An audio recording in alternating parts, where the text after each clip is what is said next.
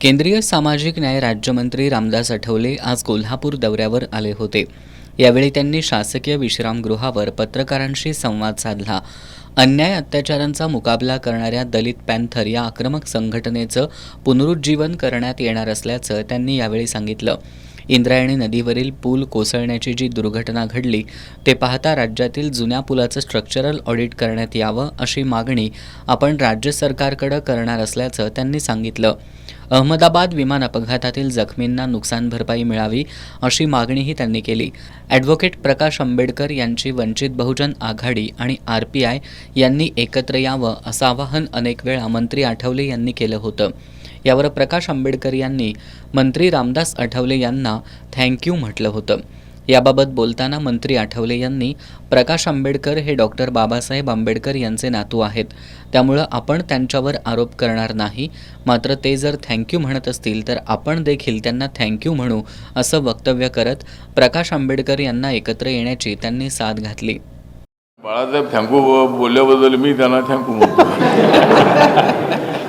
नाही, आमच्यामध्ये वाद कसले नाही। जर तुम्ही आता हे दुसरे शिवसेना पाहिली, राष्ट्रवादी पाहिली, तर त्यामध्ये एवढे आरोप प्रत्यारोप आहे।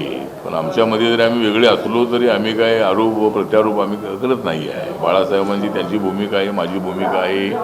माझं मत एवढंच आहे की आम्ही दोघे आणि सगळा समाज एकत्र आला तर समाजाला काहीतरी चांगलं मिळू शकेल। जसं 90मध्ये आम्ही सगळे एकत्र होतो, पण एकत्रपणे जर काँग्रेसला पाठिंबा दिला असता तर 10-12 मंत्री आमचे झाले असते। तर त्यावेळेला माझं या लोकांनी ऐकलं नाही। मी एकटा गेलो शरद पवार काँग्रेससोबत, मी एकटा मंत्री झालो। तर बाळासाहेब असते तर बाळासाहेब डेप्युटी CM होऊ शकले असते। त्यावेळेला काँग्रेस अडचणीत होती। RPIच्या पाठिंब्याशिवाय सत्ता येणं शक्य नाही शरद पवारांना माहिती होतं। तर त्यावेळेला आम्ही सगळे एकत्र राहिलो नाही। आजच्या माजी राज्यपाल पद्मश्री डॉक्टर DY पाटील यांच्या भेटीसंदर्भात बोलताना नामदार आठवले यांनी पद्मश्री डॉक्टर DY पाटील आणि आपले जिव्हाळ्याचे संबंध असल्याचं सांगितलं।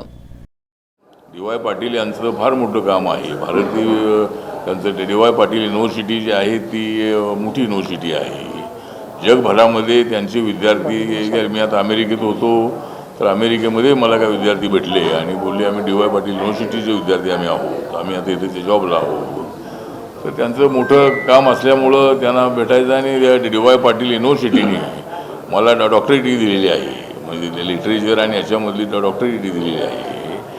त्यामुळं DY पाटील यांच्याशी माझे संबंध अत्यंत चांगले आहेत। पक्षाचा काही विषय अजिबात नाही आहे।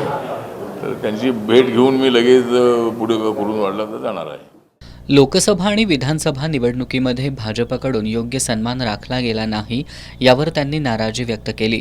स्थानिक स्वराज्य संस्थांच्या निवडणुका महायुती म्हणून एकत्र लढवल्या जाणार आहेत, त्यामुळे या निवडणुकांमध्ये आम्हाला भाजपकडून योग्य जागा मिळाव्यात। त्याचबरोबर जिल्हा नियोजन समित्या आणि जिल्ह्यातल्या स्थानिक समित्यांवर RPIच्या कार्यकर्त्यांना संधी मिळावी अशी मागणीही त्यांनी केली।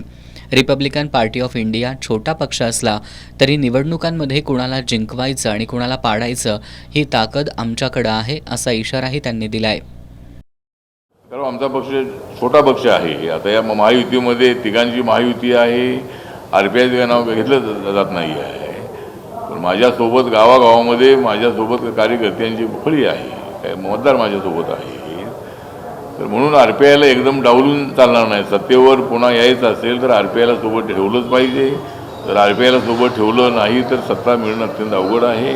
ही गोष्ट त्यांनी लक्षात ठेवणं अत्यंत आवश्यक आहे। त्यामुळे RPIचा आमचा छोटा पक्ष आहे, पण तो कुणाला निवडून आणायचं आणि कुणाला पराभूत करायचं ठरवणारा आमचा पक्ष आहे। या पत्रकार बैठकीला RPIचे पश्चिम महाराष्ट्र अध्यक्ष अशोक गायकवाड, राज्य संघटन सचिव शहाजी कांबळे, जिल्हाध्यक्ष उत्तम कांबळे, बाळासाहेब वाशीकर आदी उपस्थित होते।